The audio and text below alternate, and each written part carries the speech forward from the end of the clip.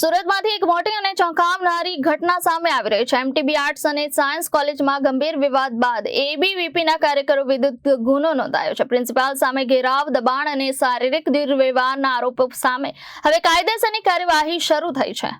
MTB કોલેજના સંભવિત kidnapping જેવો કિસ્સો બન્યો છે, જ્યાં એબીવીપીના કાર્યકરો પર આરોપ લગાવ્યો છે કે તેમણે કોલેજના પ્રિન્સિપાલને રૂમમાં 8 કલાક સુધી બંધ કરી રાખ્યા હતા।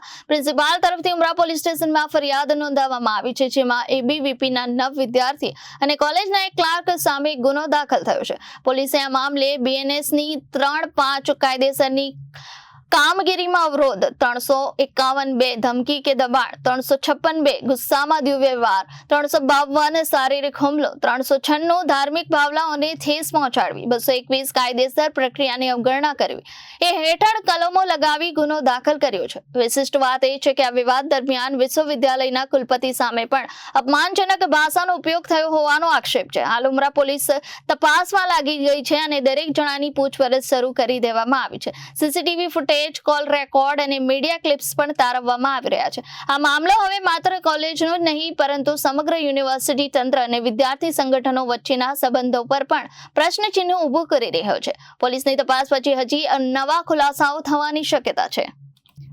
Reporter Arvind Rathod, Janadesh news, Surat.